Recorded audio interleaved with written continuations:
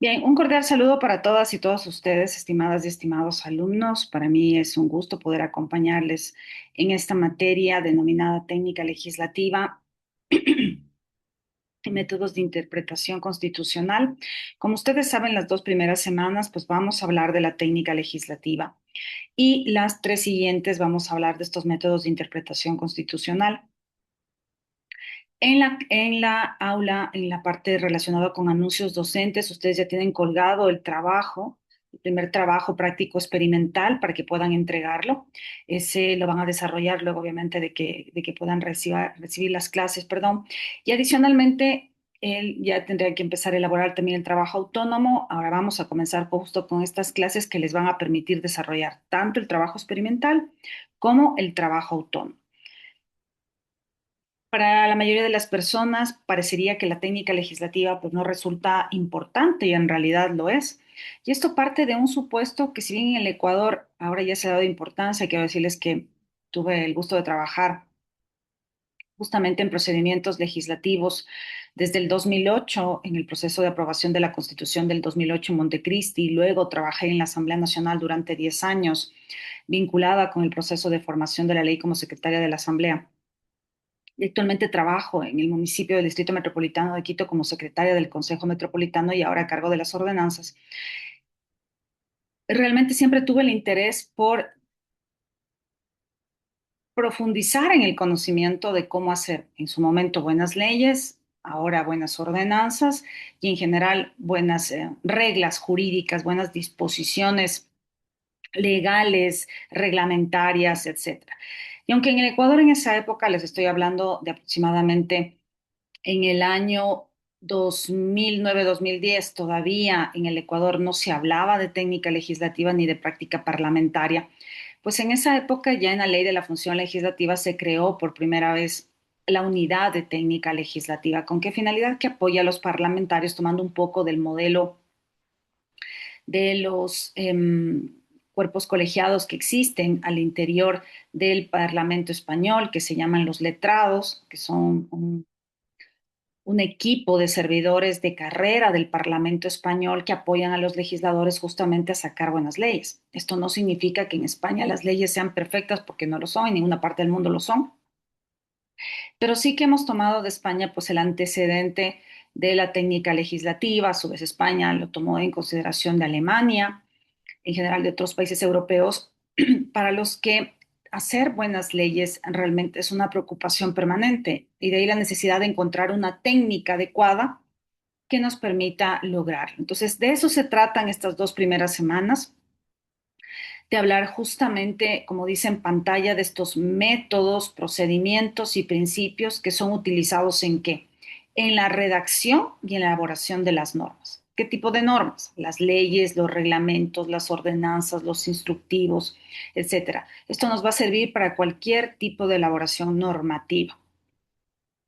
¿Y qué tiene que ver esto de la técnica legislativa? Por un lado, esto incluye la forma en que se estructuran las disposiciones legales, porque cuando nosotros tomamos, y eso es parte de la actividad que ustedes tienen que hacer como trabajo experimental, es obviamente ir ubicando en este trabajo que ya está colgado, si está bien o mal ubicado las disposiciones legales, o deberían ir arriba, deberían ir al medio, deberían al final.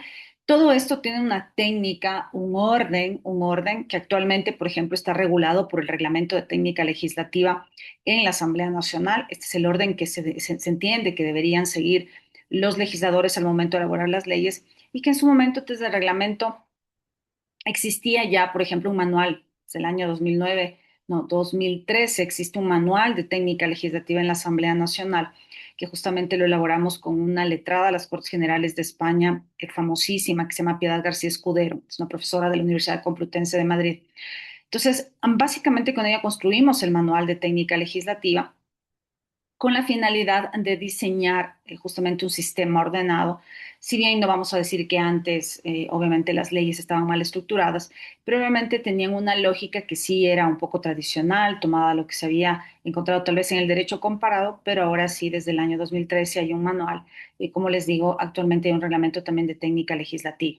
Entonces, nos ayuda a ubicar adecuadamente dónde deben colocarse los artículos y calificarlos de determinada manera. dónde se ubican los considerandos. ¿Qué son los considerandos? Han visto que cuando empieza cualquier proyecto de ley o un reglamento, ¿no es cierto? Empieza, por ejemplo, el Pleno de la Asamblea Nacional considerando, o el Consejo Metropolitano de Quito, por ejemplo, en mi caso, considerando. ¿Qué es los considerandos? Pues ya lo vamos a ver. Me adelanto a decir que son aquellas introducción que tiene el texto legal, reglamentario o el texto o de una ordenanza que está orientado justamente a explicar las razones, sobre todo los fundamentos jurídicos, más que las razones en sí mismas, que en el caso de las leyes van en la exposición de motivos, los fundamentos jurídicos que hacen que se haya dictado esa ley, ese reglamento, ese instructivo, esa ordenanza. Entonces, estos vienen a ser los considerandos, ya lo vamos a ver más adelante. ¿Cómo se organizan? Libros, títulos, capítulos, secciones, ya lo vamos a ver cómo se organizan. Me adelanto a decirlos que ustedes no van a encontrar en todas las leyes, van a encontrar libros, porque los libros realmente son cuando el volumen de la ley es extenso. Encontramos libros, por ejemplo, en el Código Civil, encontramos libros en el Código Orgánico Integral Penal, encontramos libros inclusive también en el Código Orgánico Administrativo, aunque tampoco es que es muy extenso, pero no lo encontramos en todas las leyes. Dependerá de la extensión, dependerá de la forma como querramos dividir justamente el texto normativo. Lo que sí vamos a encontrar en la mayoría de los proyectos de ley, inclusive en las leyes como tal, es títulos, ¿no es cierto? Títulos y no se diga capítulos, secciones, no necesariamente vamos a encontrar secciones, dependerá también del volumen de cada capítulo, todo eso lo vamos a ver. ¿Para qué nos ayuda también la técnica legislativa? Para conseguir claridad y precisión del lenguaje utilizado. Ustedes saben, como abogados, estimadas y estimados colegas, y no me dejarán mentir, que a veces resulta complicado interpretar el sentido de una disposición legal. Y resulta complicado porque a veces el lenguaje que utiliza el legislador no es claro y resulta contradictorio, resulta oscuro, y ahí es cuando justamente nos toca utilizar los métodos de interpretación. ¿No es cierto? Porque a veces en el ejercicio legislativo pues se realizan errores y por eso es que justamente se cometen errores, perdón. Y por eso es justamente en la doctrina se habla del mito del legislador racional, es decir, de asumir que el legislador va a hacer perfecto su trabajo. En la práctica esto no pasa en ninguna parte del mundo. Y obviamente para ayudar al legislador a tratar de hacer su trabajo de la mejor forma posible es que existen todos estos métodos, estas técnicas, estas orientaciones en la labor de elaboración de las leyes. Y parte de estos métodos y técnicas están orientados a cuidar adecuadamente el lenguaje. Por eso es que no vamos a encontrar disposiciones legales que, por ejemplo, se incluyan, bueno, podríamos encontrarlo, de hecho, a veces, y esto es una mala técnica legislativa, les anticipo de entrada, a veces suele meterse la exposición de motivos, incluirse la exposición de motivos en el artículo 1, y en lugar de hablar del objeto de la ley o del ámbito de aplicación de la ley, se explica por qué se dicta la ley. Eso es un error de técnica legislativa, no se explica por qué se hacen las leyes en el artículo 1 del objeto o del ámbito de aplicación. La explicación va exclusivamente en la exposición de motivos. El objeto de la ley es puntual, el ámbito de aplicación ni se diga, que dice relación con si las personas naturales o jurídicas a las que vamos a aplicar o una materia en particular a la que vamos a aplicar una ley. Entonces, todo esto lo vamos a ver. ¿Para qué también nos ayuda la técnica legislativa? Nos ayuda en la coherencia interna del texto, así como en la adecuación de las normas a los principios constitucionales y a las necesidades sociales y jurídicas del momento. Obviamente, cuando nosotros elaboramos un proyecto de ley, cuando los legisladores elaboran un proyecto de ley, con su equipo de asesores elaboran un proyecto de ley, hay un motivo, hay una razón. Hemos visto, por ejemplo, como el Parlamento, lastimosamente, no hay una producción legislativa a nivel de textos ordinarios como en otros periodos legislativos, sino que nos hemos visto abocados a tratar proyectos de ley calificados de urgencia en materia económica. Entonces, de entrada, con esta calificación de materia de urgencia económica, aunque principalmente creo que en un gran número de casos, y por eso están acusados de inconstitucionalidad, en la Corte Constitucional no tienen esta naturaleza, pues de la denominación del proyecto calificado de urgencia económica se entiende que debería tener relación con esta materia. De hecho, la Ley Orgánica de la Función Legislativa dice que para que pueda ser calificado un proyecto de ley como de naturaleza urgente económica, tiene que cumplir una serie de requisitos. Y una de esas es, por ejemplo, estar orientado a la política fiscal, política económica, un tema de necesidad urgente y apremiante para poder financiar el presupuesto del Estado, etcétera. Entonces, hay una necesidad que ha sido identificada por el legislador, que también tiene capacidad, obviamente, para presentar proyectos, proyectos de ley denominada iniciativa, una iniciativa legislativa, al igual que tiene el presidente de la República, tiene una iniciativa legislativa como presidente de la República, sobre todo es el único que puede presentar, por ejemplo, proyectos de ley calificados de urgencia en materia económica. Pero obviamente este texto legal que es conocido por la Asamblea Nacional tiene que observar el ordenamiento constitucional. Es imposible expedir una ley sin que observe el mandato constitucional. Por eso es que hago especial énfasis en este tema, de ahí que tenemos algunos proyectos de ley que en su momento fueron aprobados como leyes y están acusados de inconstitucionales en la ley, en la Corte Constitucional. ¿Y por qué? Porque también cuando hace referencia a esta explicación de la técnica legislativa, hay que atarla también con una de las garantías que nosotros tenemos en nuestro ordenamiento constitucional, que es la garantía normativa. Y la garantía normativa que está contenida en la Constitución, pues nos señala con claridad que el legislador y todos los órganos con potestad normativa, llámese ejecutivo al hacer el reglamento general de aplicación de la ley, llámese a los concejales con el alcalde al aprobar las ordenanzas, etcétera, tienen la obligación de adecuar formal y materialmente las leyes, los instructivos, en general las normas, a los derechos garantizados en la Constitución y no pueden restringirlos, sino por el contrario, desarrollarlos. Entonces, todo esto que está contenido en la Constitución y que el legislador, en el caso de la Asamblea, está llamado a desarrollar, necesariamente tiene que observar el principio de jerarquía constitucional y regresar a ver la Constitución.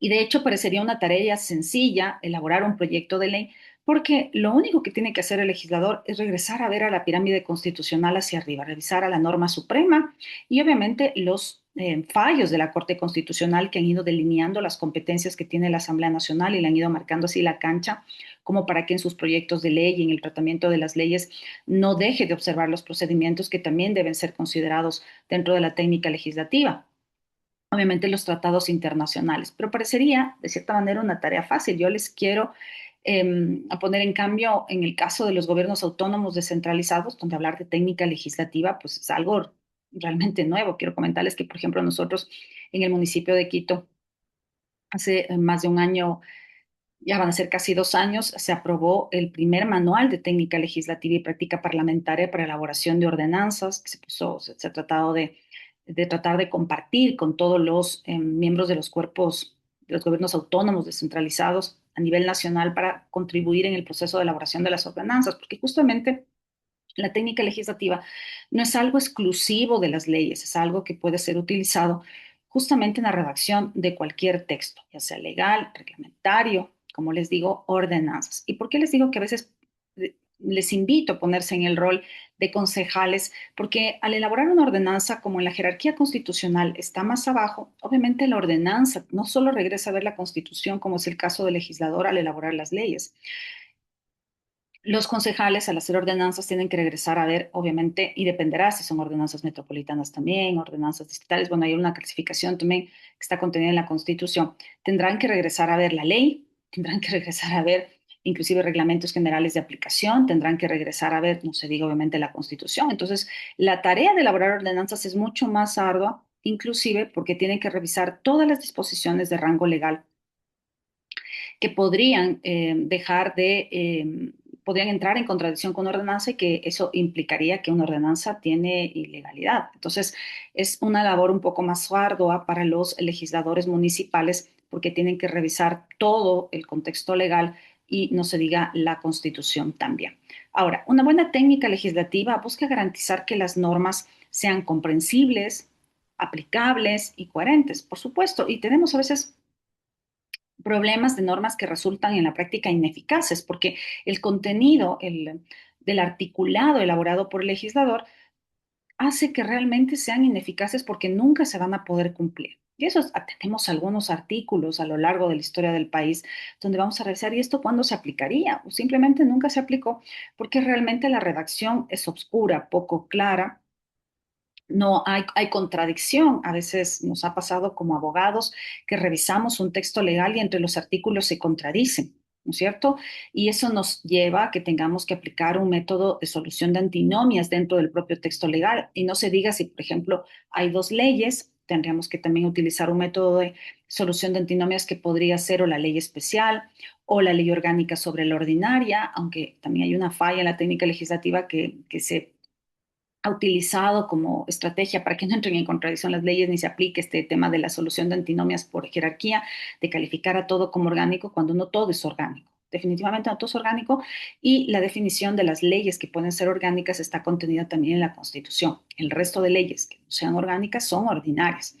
Y entonces, si tenemos una contradicción entre el contenido de un artículo de una ley ordinaria versus una ley obviamente orgánica, se entenderá que deberá ser aplicada la ley orgánica, ¿no es cierto? Y en caso de una ley general sobre una especial, se entenderá que es la ley especial. Entonces, todo esto es importante considerar. Y esta buena técnica legislativa, que deberíamos ser a lo que tendamos realmente en el proceso de elaboración de las normas en general, lo que nos va a hacer es facilitar la interpretación y aplicar por parte, la aplicación por parte de los ciudadanos, que al final son los destinatarios también de estas disposiciones legales, reglamentarias o lo que fuera, y de los operadores jurídicos y las autoridades competentes. Imagínense en un tipo penal mal elaborado.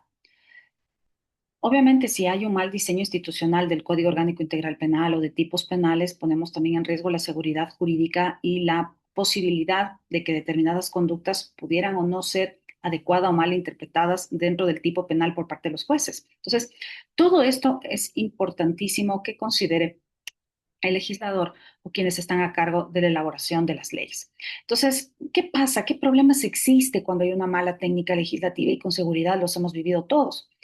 Uno de los problemas que existe es una interpretación errónea. Podemos interpretar adecuadamente. Nosotros sabemos que en el Código Civil, por ejemplo, el primer método de interpretación es el método de interpretación literal, ¿cierto?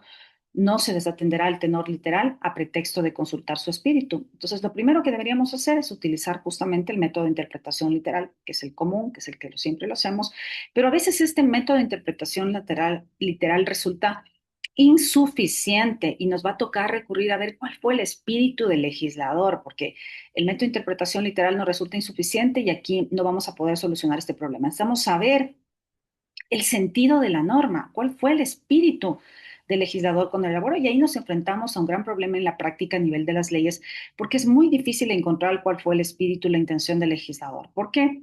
Porque el proceso de elaboración de las leyes realmente, aunque nosotros veamos en la pantalla que hay los legisladores debatiendo, en algunos casos mucho debate, en otros poco debate, en otros realmente no se puede desprender realmente que exista lastimosamente, pero a veces suponemos que las leyes terminan de construirse es en el pleno de la Asamblea Nacional, donde vemos a todo el cuerpo de legisladores debatiendo, pero realmente el grueso del debate se da en las comisiones.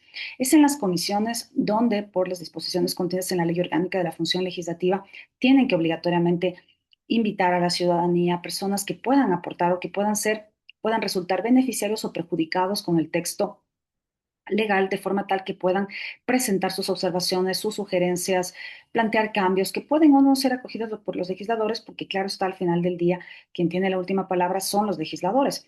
Pero la Ley Orgánica de la Función Legislativa justamente invita a la participación ciudadana, obliga de hecho a que se tenga un tiempo inicial de tratamiento en primer debate y que se conozca cuál es la postura de las y los ciudadanos respecto de la aprobación de un proyecto de ley. Entonces, como les digo, el grueso del debate se da en las comisiones y de las comisiones, pues obviamente lo que habrán es las actas, los informes que a veces no reflejan todo lo que ha pasado en el debate. Como les digo, habrán casos en que hay un debate profundo al interior de la comisión, habrán casos en que no.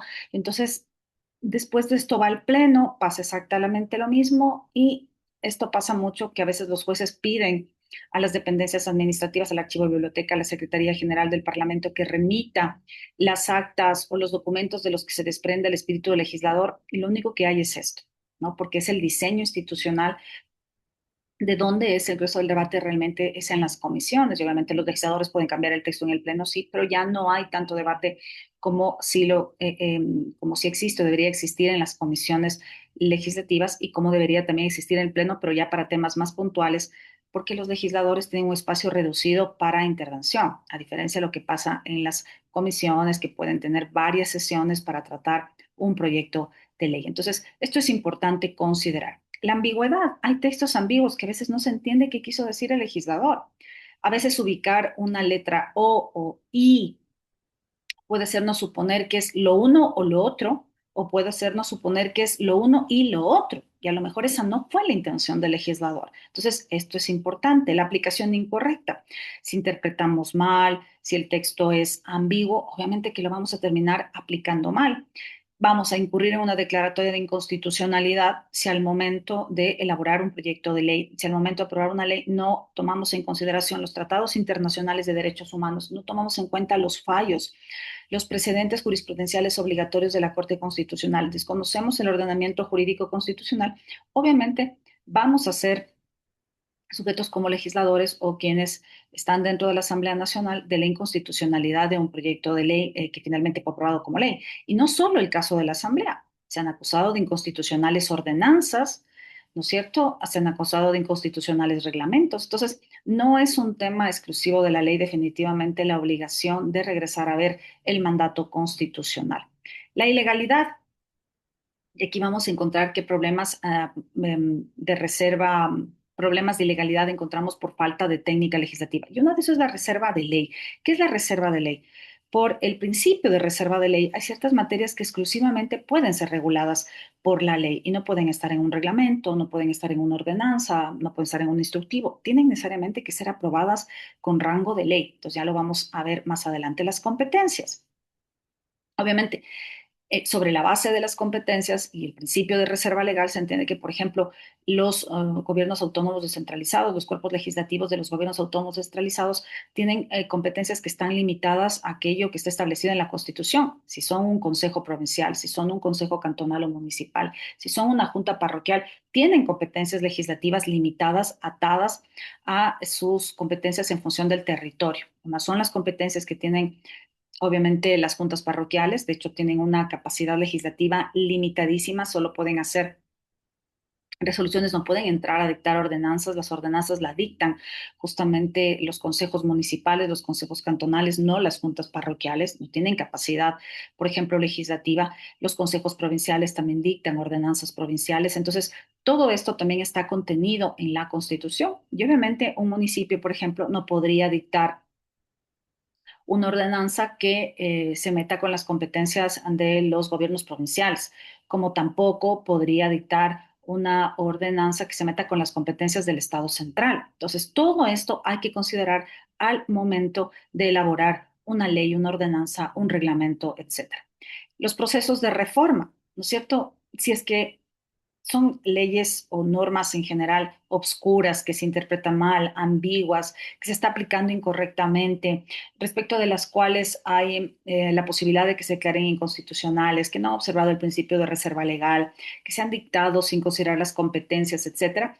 Obviamente que van a ser sujetos de reforma. Si vamos a revisar la página de la Asamblea Nacional y vemos los proyectos, la mayoría de los proyectos son de naturaleza reformatoria de leyes anteriores porque las circunstancias han cambiado, porque en su momento tal vez había presupuesto, ahora no, porque ahora la visión del gobierno es de una manera, antes era de otra. Bueno, por la razón que fuera, vamos a entrar en procesos de reforma necesariamente, porque obviamente las leyes tampoco es que son estáticas en el tiempo, pero estos procesos de reforma obviamente también podrían considerar justamente que por una indebida aplicación de la ley que se está dando, por esta ambigüedad que en su momento no se consideró, por una mala redacción o por una inobservancia respecto de esto de la reserva legal o de las competencias, es necesario entrar a reformar. Y aquí también hay problemas de técnica legislativa cuando, por ejemplo, nosotros revisamos la página de la Asamblea y hay periodos legislativos en los que nosotros encontramos justamente que hay una denominación de una ley como que fuera nueva y se le pone un nombre que ahora se está siguiendo una técnica muy similar a lo que pasa en Argentina, donde se le ponen nombres que realmente captan la atención ciudadana, pero que realmente en el contenido distan mucho de lo que está en el título. Y se ha dejado esta técnica legislativa en el sentido de decir, por ejemplo, proyecto de ley reformatorio de la ley de régimen tributario.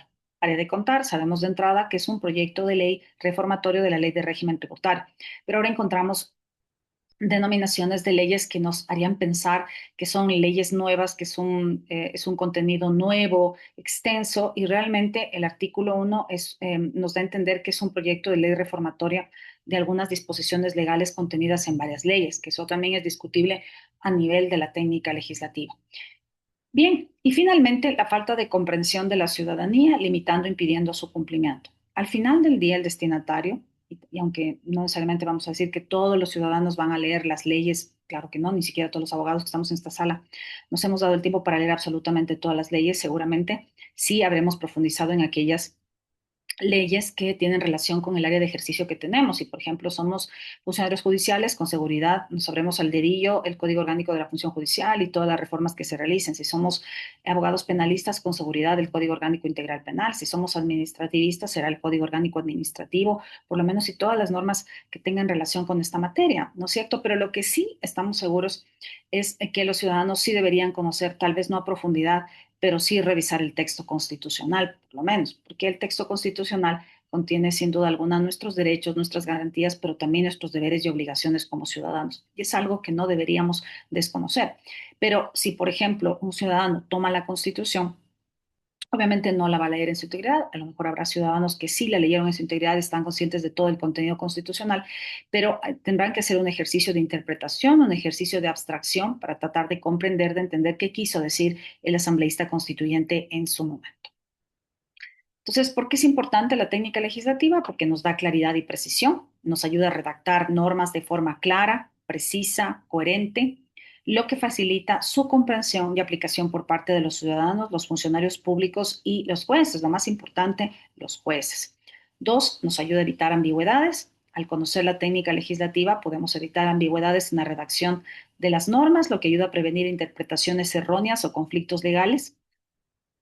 Tres, la coherencia interna y externa. La técnica legislativa te permite ser coherente en la redacción de las normas, evitando contradicciones internas, es decir, que en el mismo matriculado existan disposiciones que se contradicen unas con otras, y externas, lo que es fundamental para garantizar la estabilidad y la incorporación adecuada de la norma en el ordenamiento jurídico. ¿Y a qué se refiere esto? Justamente cuando el Parlamento dicta una ley, pues obviamente esa ley se inserta en el ordenamiento jurídico vigente. No es que es una ley aislada y que solo se cumple solita, salvo que es una materia sumamente especial, pero siempre va a estar articulada con otras disposiciones de otras leyes. Entonces, se inserta debe insertarse adecuadamente en el ordenamiento jurídico. Y si es que en esta ley existen disposiciones contradictorias respecto de otras, obviamente en cada caso concreto a lo mejor vamos a tener que hacer un ejercicio de solución de antinomias. Cuatro, el cumplimiento de requisitos materiales y formales. Hay que conocer la técnica legislativa porque esto nos va a asegurar que las normas que redactamos cumplan con todos los requisitos materiales y formales necesarios para su validez y efectividad. ¿A qué se refiere el requisito material? De la garantía normativa a la que me refería hace un momento, que les decía que todas las normas, todos los órganos con potestad normativa, llámese legisladores, llámese concejales, llámese presidente de la República, tienen la obligación de adecuar formal y materialmente las leyes y las disposiciones en general a los derechos. Se entiende que hay dos partes de esta garantía. Una garantía material, que es la que hace referencia a este numeral 4, en el sentido de que cuando elaboramos normas hay que tener en consideración los derechos. No podemos dictar normas que violenten derechos, que restrinjan derechos. Nuestra obligación al momento de redactar estas disposiciones es que los desarrollen más, no que los contradigan ni lo restrinjan de forma alguna. Y el formal dice relación con el procedimiento de elaboración de las leyes. Obviamente, partiendo de que la Constitución, por ejemplo, dice que las leyes tienen que ser aprobadas en dos debates, es imposible que una ley salga en un solo debate. Las ordenanzas, de igual manera, tienen que ser aprobadas en dos debates, es imposible que en un debate se apruebe la ordenanza. Entonces, esta es la parte material y formal que debe observarse para garantizar su validez y efectividad. Cinco, facilita la interpretación. Una buena técnica legislativa facilita la interpretación de las normas, ya que ayuda a identificar con claridad la intención del legislador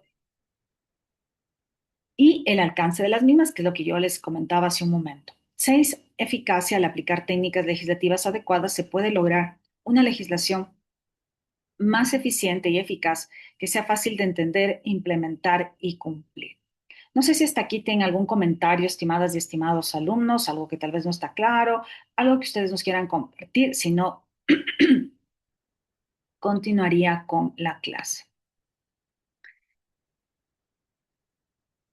Bien, entonces, dado que no veo nadie que quiera intervenir, vamos a continuar. Entonces, ¿cuáles son los errores más comunes que vamos a encontrar en la técnica legislativa? Tenemos errores de puntuación. Ustedes saben que un punto mal ubicado en un inciso ¿no es cierto? A continuación de una frase puede cambiar el texto por completo del articulado, ¿no es cierto? Entonces, hay errores de puntuación, hay errores gramaticales y sintácticos, por supuesto, hay el abuso de las mayúsculas, a veces hay un problema de que se empieza a usar las mayúsculas en todo el texto cuando realmente solo hay ciertas partes que deberían tener por las reglas, obviamente, de la gramática y de la ortografía, ser ubicadas con mayúsculas, no todo el texto. Hay un mal uso de las siglas, que también lo vamos a ver, y el uso de extranjerismos. Todo eso vamos a ver como errores más comunes de la técnica legislativa.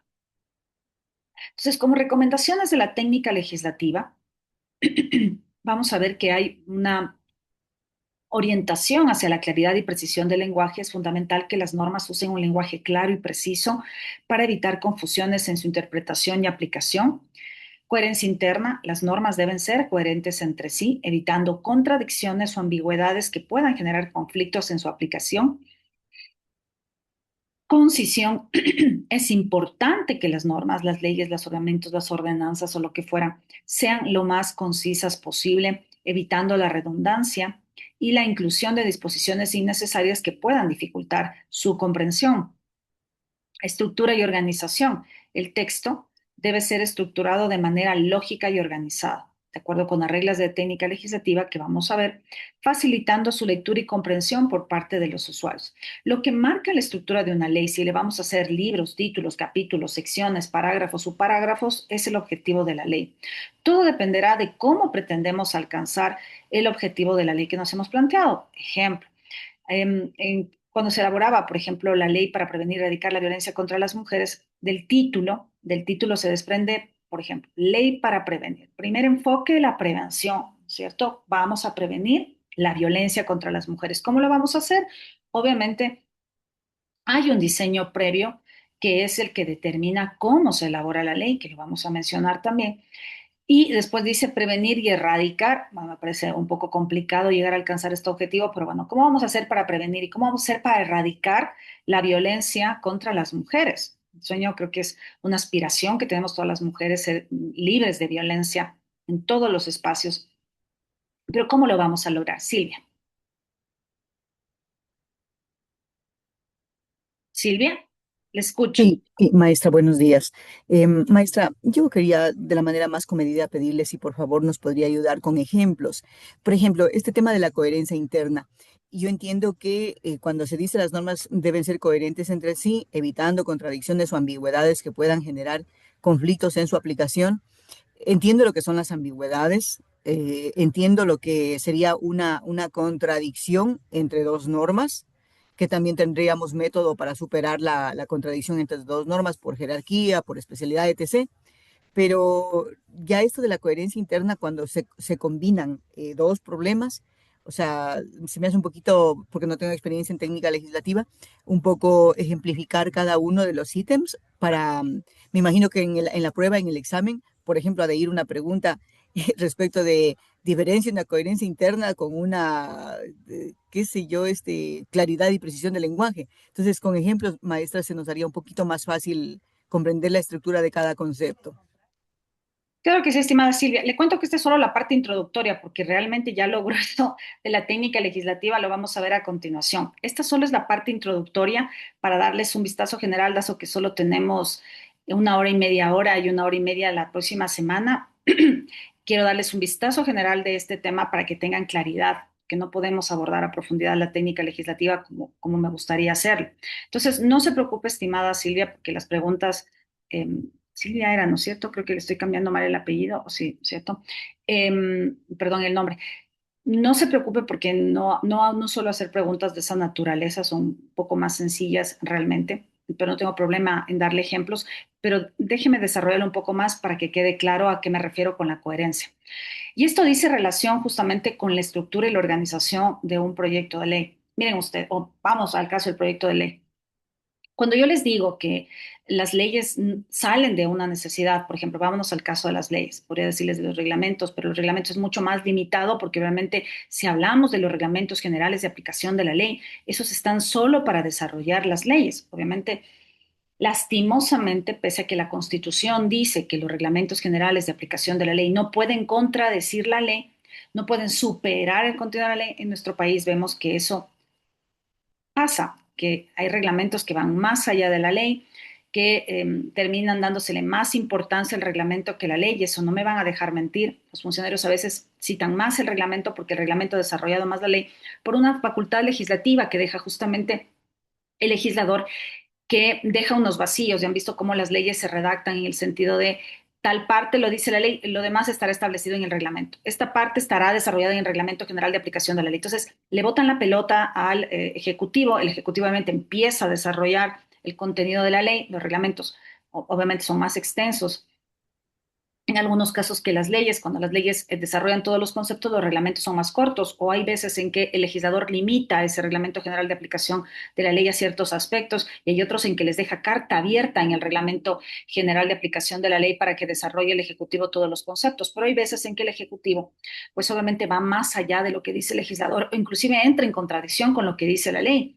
Y lo que pasa es que a veces el funcionario termina aplicando el reglamento y desconoce lo que dice la ley. Entonces, realmente hay un problema justamente en esto de las jerarquías inclusive.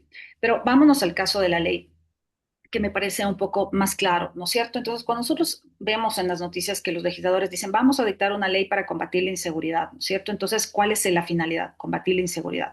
¿Cómo lo vamos a hacer? No vamos a tener tiempo de hablar de evaluación ex ante, que eso es lo que una buena técnica legislativa debería exigir siempre, la evaluación ex ante. ¿Qué es la evaluación ex ante? La evaluación ex ante es darnos el tiempo para ver efectivamente cómo vamos a enfrentar ese problema.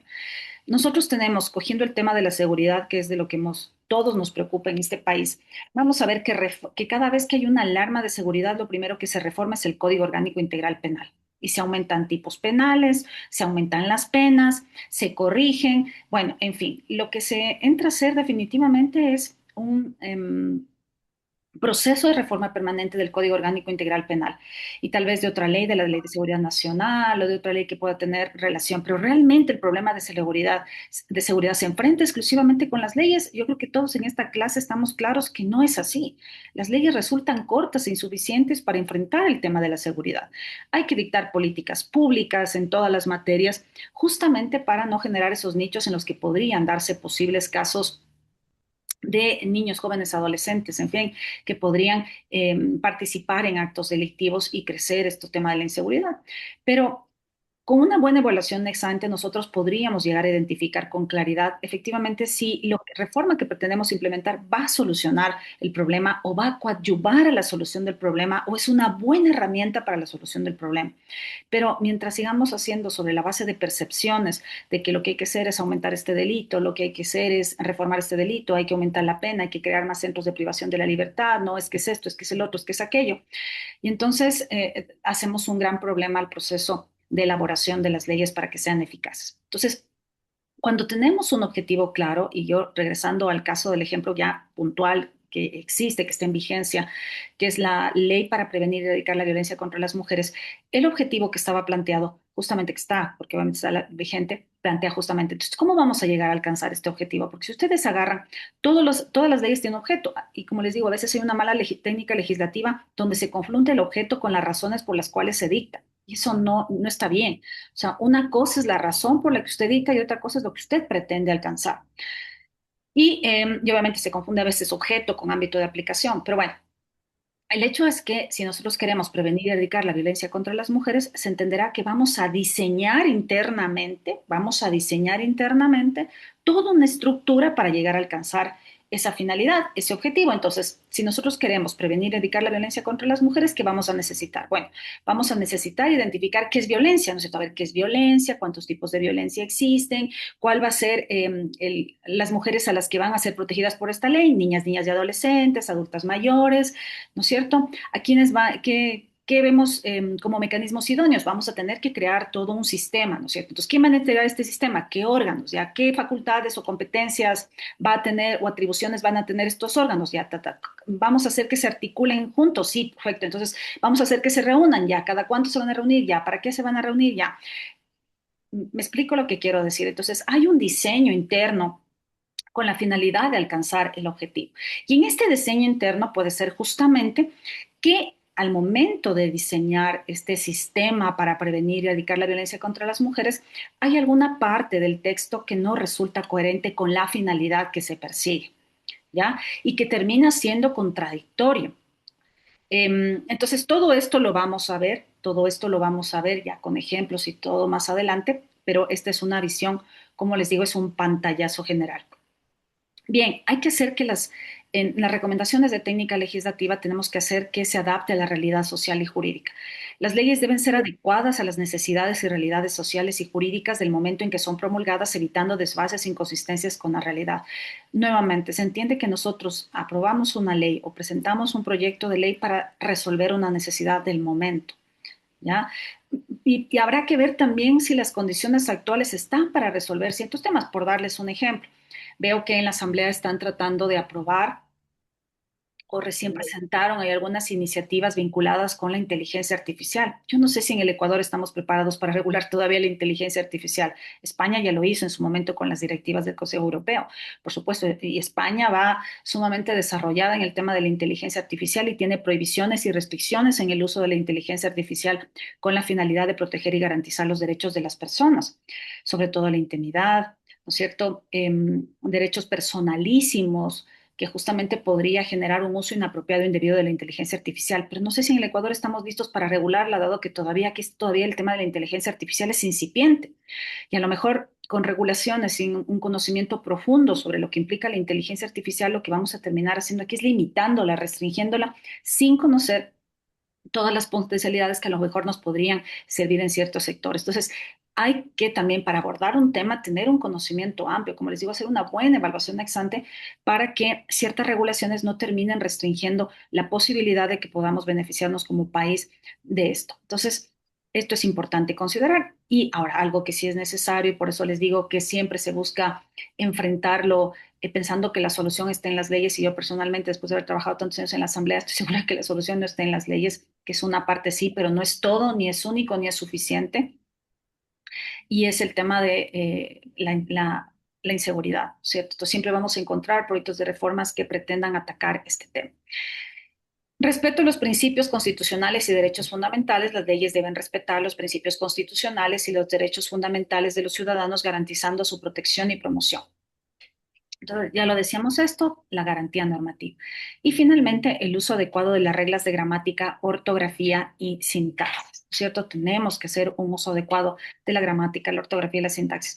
Y aquí tenemos un grave problema, porque a veces nosotros vemos que hay un problema, como en el Ecuador el nivel de lectura no es tan alto, a veces se hace complicado al momento de redactar, hacerlo con claridad, con gramática, con sintaxis, usando una buena ortografía. Hay veces, yo tengo a veces que revisar los trabajos, yo también soy profesor en otras universidades donde dirijo tesis de maestría y me resulta complicado a veces entender párrafos o páginas enteras de redacción porque no manejamos adecuadamente el idioma, no nos hacemos comprender adecuadamente y no se diga, hay veces textos de maestría que están llenos de faltas ortográficas. Entonces eso no nos podemos dar el lujo en las leyes. Y pasa, hay leyes que se van con faltas ortográficas, hay leyes que se van sin con palabras o letras que faltan, hay leyes que se van sin los signos de puntuación adecuada, o sea, esos problemas los vemos. Entonces, para eso es justamente la técnica legislativa. Entonces, vemos cómo, por ejemplo, ahora con les decía de la inteligencia artificial, pues nos ofrece unas oportunidades significativas también. Hay que considerar que en otros países también están usando. Obviamente, una cosa es utilizar la inteligencia artificial para determinados fines, como por ejemplo analizar un vasto volumen de información, sobre todo en la evaluación ex ante, como les digo, y algunas áreas que están utilizando en otros países para la inteligencia artificial es, por ejemplo, el análisis de impacto normativo. La IA puede agilizar la evaluación del impacto de las propuestas legislativas, identificar áreas de oportunidad, anticipar posibles efectos y ayudar a diseñar leyes más efectivas. Por la gran volumen de información que puede analizar la inteligencia artificial, sin duda puede ayudar a realizar un buen análisis de impacto normativo, de esta fase de evaluación ex ante que les decía y a la que no nos vamos a referir en estas clases. Puede ayudar a simplificar el lenguaje legal. La IA puede, no sé, alguien tiene prendido el micrófono. Para ver. Voy a revisar quién tiene el micrófono. Ya. Entonces, como les decía, la IA nos puede justamente ayudar a simplificar textos legales complejos, facilitando la comprensión y colaboración entre legisladores.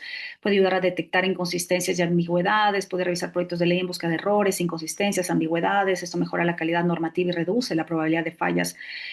Y la IA automatiza tareas como la revisión de documentos, seguimiento de cambios. Una cosa es utilizar la inteligencia artificial para hacer la búsqueda de información, para ayudarnos a mejorar todo el análisis legal que se requiere para elaborar un proyecto de ley. Y otra cosa es decirle a la inteligencia artificial que nos haga la ley, que nos haga el proyecto.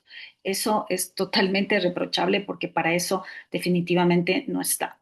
Una cosa es utilizar la inteligencia artificial como herramienta y otra cosa es decirle a la inteligencia artificial que nos haga todo el trabajo que le corresponde al legislador. Bien, entonces este era un preámbulo para hablarles de la importancia de la técnica legislativa, estimadas y estimados alumnos, y ahora ya vamos a entrar a analizar a profundidad, ya con la finalidad de que ustedes, por ejemplo, puedan hacer tanto la tarea autónoma como la tarea del trabajo experimental. Permítanme nada más.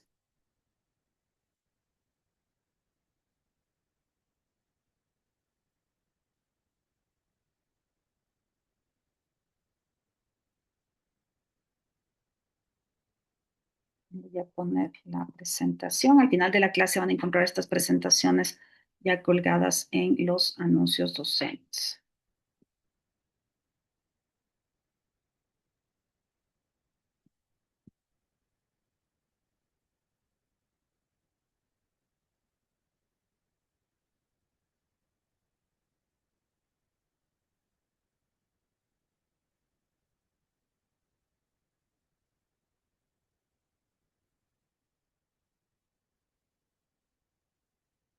Bien, entonces ahora sí vamos a entrar ya a hablar a profundidad de la técnica legislativa, ya un tema mucho más práctico, como pedía la colega, y todo esto para que ustedes puedan hacer su trabajo experimental y su trabajo autónomo. Bien, lo primero que vamos a ver es cómo se estructura un proyecto de ley. Nos vamos a ir a las leyes porque tenemos en la Asamblea Nacional, se aprobó un reglamento de técnica legislativa que ayuda al proceso de redacción de las leyes. Entonces, vamos a tomar como referencia el texto del reglamento de la Asamblea Nacional, que es una excelente referencia que nos va a servir igual para cualquier otro texto de naturaleza normativa y que también considera el manual de técnica legislativa. Entonces, ¿cómo se debe estructurar un proyecto de ley? En primer lugar, vamos a hablar del título del proyecto de ley. El proyecto de ley debe contener un título, un nombre o denominación general, único, irrepetible, breve, claro y sencillo, con el que se puede identificar el tipo de norma. ¿A qué se refiere esto? En primer lugar, ley orgánica, ley ordinaria. Es una ley orgánica, es una ley ordinaria. Les decía que hay un problema que se está calificando a veces las leyes como que fueran todas orgánicas y la Constitución establece con claridad cuáles son orgánicas. Por ejemplo, aquellas que desarrollan las competencias de los gobiernos autónomos centralizados, por eso hay el COTAD, ¿no es cierto? Código Orgánico de Organización Territorial, Autonomía y Descentralización, COTAD, las que dicen relación con el desarrollo de los derechos, Ley Orgánica de Garantías Jurisdiccionales y Control Constitucional. Entonces, todo esto está definido ya en la Constitución respecto de qué leyes pueden ser calificadas, catalogadas como orgánicas. El resto del ordenamiento jurídico corresponde a leyes ordinarias. Entonces, el tipo de norma, sea este también un código, una ley, no hay demasiados códigos, depende mucho para que sea llamado código obviamente la extensión, el volumen del contenido del mismo. Por eso tenemos muy pocos códigos y tenemos, la mayor parte son leyes. Código Orgánico Integral Penal, ¿cierto? Tiene, y se recordarán que esto es la fusión, que antes había el Código de Ejecución de Penas, había normas de procedimiento penal, el Código Penal, entonces todo se fusionó y quedó en el Código Orgánico Integral Penal, que ya nosotros leemos los antecedentes justamente de este código, vamos a ver todo lo que se fusionó para poder llegar a tener lo que está actualmente vigente. Tenemos el Código Orgánico General de Procesos, tenemos el Código Orgánico de la Función Judicial, tenemos el Código Orgánico Administrativo, el Código, el Código Orgánico de Acción Territorial, Autonomía y Centralización, COTAD, etcétera. Entonces tenemos algunos códigos, pero en la mayoría de las veces nosotros tenemos leyes. ¿Qué más? La categoría normativa que viene a ser orgánica u ordinaria, ¿no es cierto? Entonces, esto es importante considerar. En el tipo de norma también podría ser una ley, un reglamento, una ordenanza, ¿no es cierto? Un instructivo, en fin, todo esto. Entonces, nosotros lo primero que tenemos que, luego de que se realice esta evaluación ex ante, de que estamos seguros que el camino va por elaborar una ley o cuando estamos elaborando el reglamento general de aplicación de la ley o una ordenanza, obviamente vamos a tener que poner un título. Es fácil, si seguimos una buena técnica legislativa, simplemente decir, y vamos a reformar, por ejemplo, el Código Orgánico Integral Penal, ley reformatoria, ley orgánica reformatoria del Código Orgánico Integral Penal. Necesariamente tiene que tener el mismo nivel que el Código Orgánico Integral Penal. Si el código es código orgánico, la ley reformatoria tiene que ser orgánica, entonces por eso es ley orgánica reformatoria del Código Orgánico Integral Penal. Vamos a reformar el Código Orgánico de la Función Judicial, ley orgánica reformatoria del Código Orgánico de Función Judicial. ¿Qué nos ayuda estos títulos? Obviamente que si vemos que es ley orgánica reformatoria del Código Orgánico Integral Penal y yo soy un abogado penalista, pues obviamente yo tengo que ir a revisar qué es lo que dice esa ley orgánica reformatoria del Código Orgánico Integral Penal. ¿No es cierto? Pero si a lo mejor yo soy un administrativista, ya de la denominación de la ley, digo, no es de mi interés entrar en esta área del conocimiento penal, no me gusta ejercer, particularmente yo soy de esas personas a las que no le gusta el derecho penal. Entonces, no tendría mayor interés y de entrada por el título sé que esa ley es orgánica porque tiene el nivel del Código Orgánico Integral Penal 2, sé que le está reformando, alguna parte le está reformando. A lo mejor me interesará saber, por ejemplo, su incidencia, como les digo ahora, en el tema de incremento de las penas, tipificación, pero sí analizar la profundidad, seguramente quien está sí vinculado muchísimo con el ámbito penal. Pero lo importante es que nosotros como abogados y en general la ciudadanía va a saber de qué se trata de entrada solo por el título y si es de interés, entrará o no a profundizar. Lo mismo podría ser si es una nueva ley, es como el ejemplo que les planteo, puede ser que vamos a dictar, por ejemplo, hubo un proceso en que se dictaban un gran paquete de leyes derogatorias, ley derogatoria, por ejemplo, ley derogatoria de la ley para tal cosa. Entonces, ¿qué me está diciendo? Que le va a derogar ley derogatoria para, entonces, ¿cuál es la finalidad de la ley? Derogarla. Digamos que se dicta una ley para regular el uso del espacio público. Entonces, ¿qué significa? Esta es una nueva ley. ¿Con qué finalidad tiene? Regular. ¿Qué va a regular? El uso del espacio público. ¿No es cierto? Entonces, en el título de la ley nosotros vamos a saber. Pero si, por ejemplo, nosotros, y han debido ser algunos títulos que en este momento haya, ley antipillos.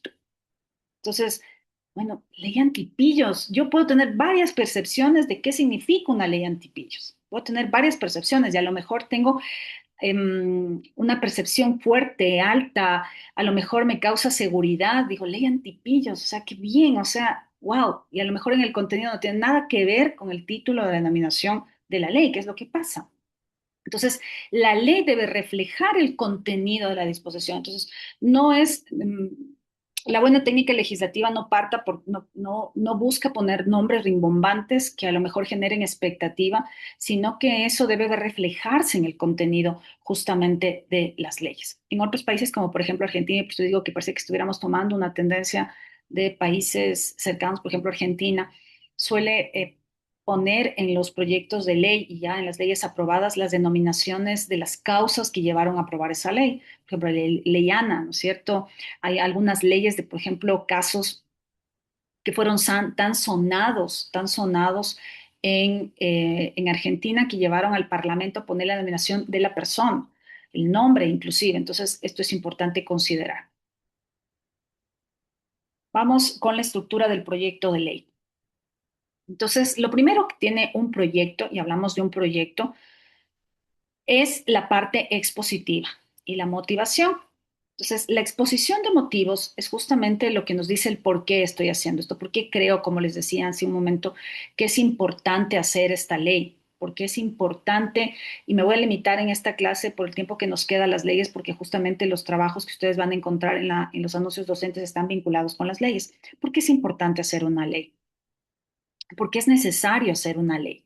¿Ya? Y entonces una buena evaluación ex ante implicaría analizar toda la problemática, llenarme de indicadores, de investigaciones científicas, investigaciones sociales, estadísticas, ver lo que dice el INEC y todo esto, y llegar a la conclusión de que mi proyecto de ley va a solucionar un problema. ¿Y cómo voy a verificar que lo va a solucionar un problema? Porque le voy a poner indicadores a corto, mediano y largo plazo. Eso es en un adecuado uso de la técnica legislativa a través de una buena evaluación ex ante.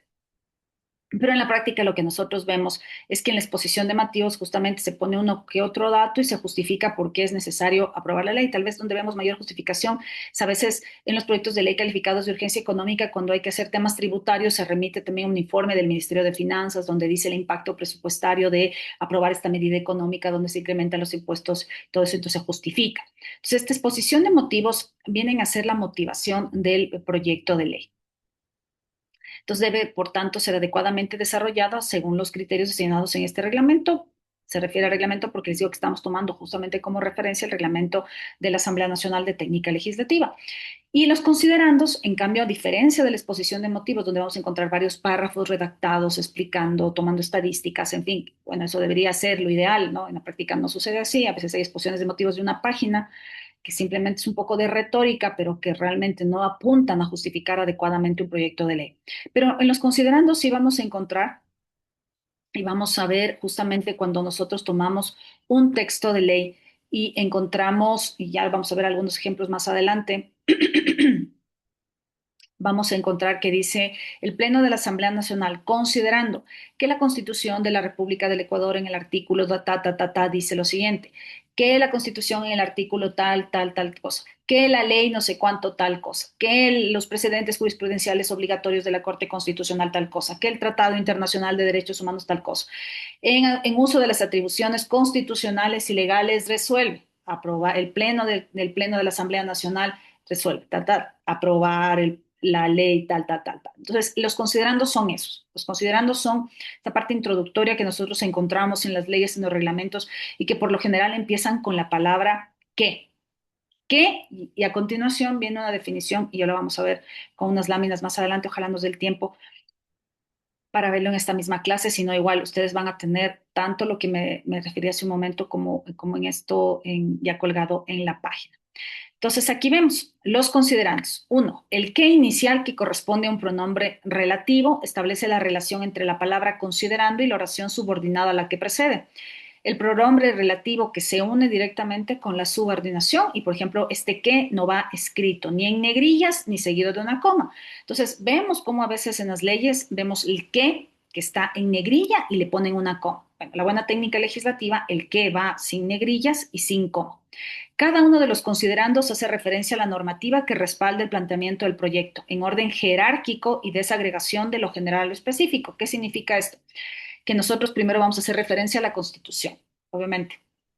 La Constitución, si a lo mejor tenemos que hacer referencia a alguna ley, porque por eso estamos haciendo la reforma, lo que fuera, los tratados internacionales de derechos humanos, en fin, todo vamos a ir de lo general a lo específico en orden jerárquico. Tres, la inflexión verbal que precede la enunciación de la norma solo puede ser declarada con cuatro términos: manda, prohíbe o permite, dispone. ¿Qué significa esto? Que la Constitución manda, que la Constitución prohíbe, que la Constitución en su artículo tal permite, que la Constitución en su artículo tal dispone, y sus respectivos plurales o sus formas sinónimas.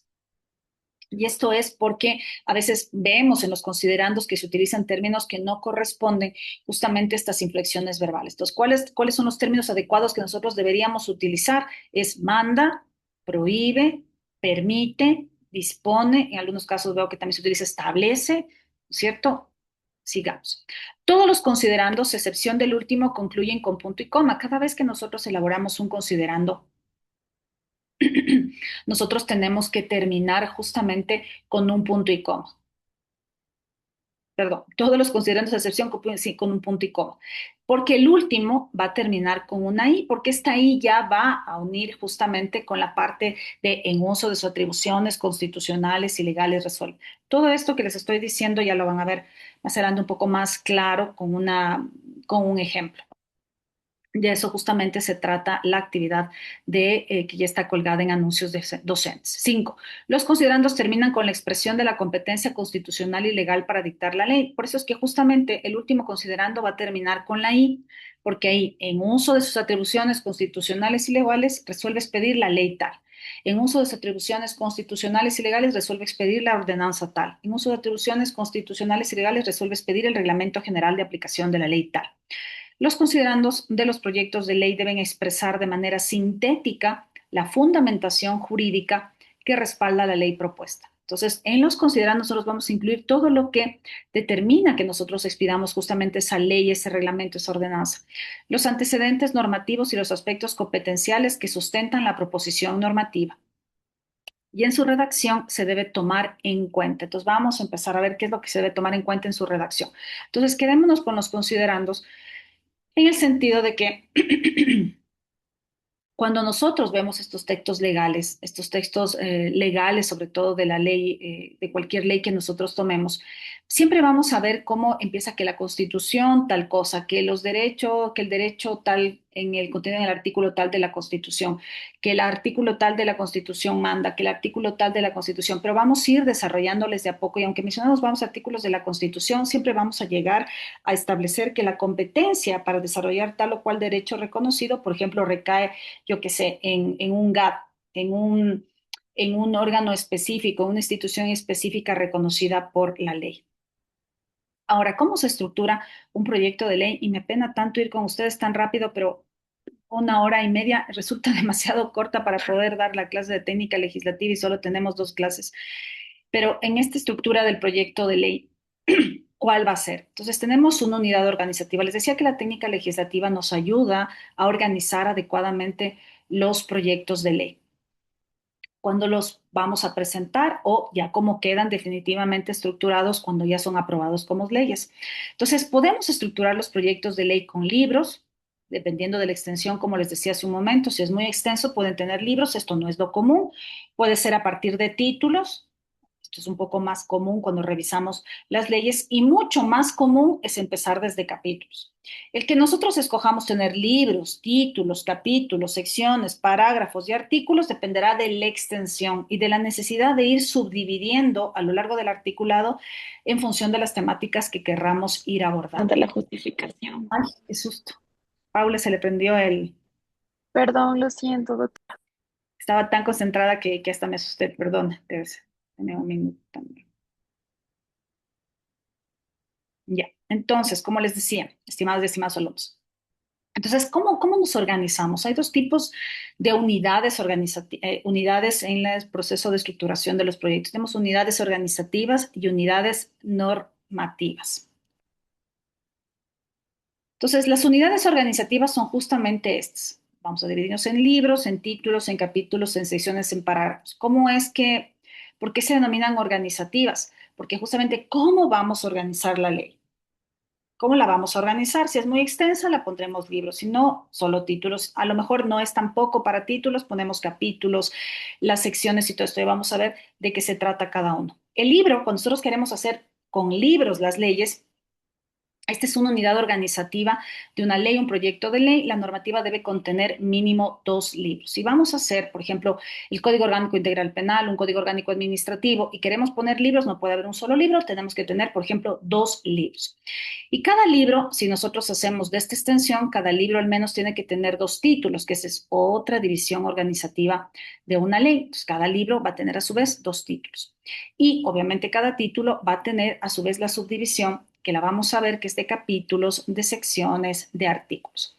Entonces, ¿cómo se califican a los libros? Se los domina como libro, por eso ustedes van a ver, nuevamente tomando el Código Orgánico Integral Penal o el Código Orgánico de la Función Judicial o lo que fuera, no estoy segura si el Código Orgánico de la Función Judicial tiene libros, pero el Código Orgánico Administrativo sí, el Código Orgánico Integral Penal sí. Entonces vamos a ver cómo con la palabra libro seguida de su número primero, si es que es un libro, si decimos que mínimo debe haber 2 libros en un código, por ejemplo, nosotros tendríamos que poner libro primero, libro segundo, y dentro del libro tendría que haber los títulos, título primero, título segundo, título tercero, y dentro del título debe haber capítulo primero, capítulo segundo, en fin.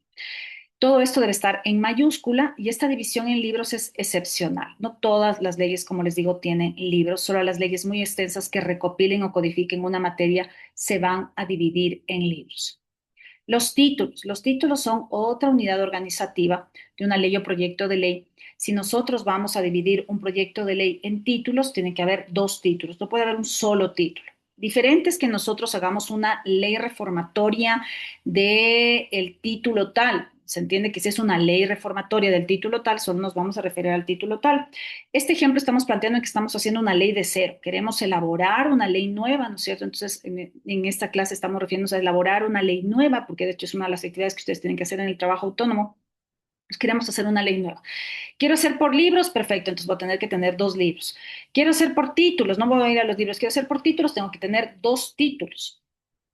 Y obviamente cada título, sus capítulos, sus secciones, sus artículos. Entonces, ¿cómo se va a identificar? Con la palabra título, seguida de su número ordinal y denominación, todo en mayúsculas, y esto ya lo hemos visto comúnmente en las leyes, título primero, título segundo, título tercero, título cuarto.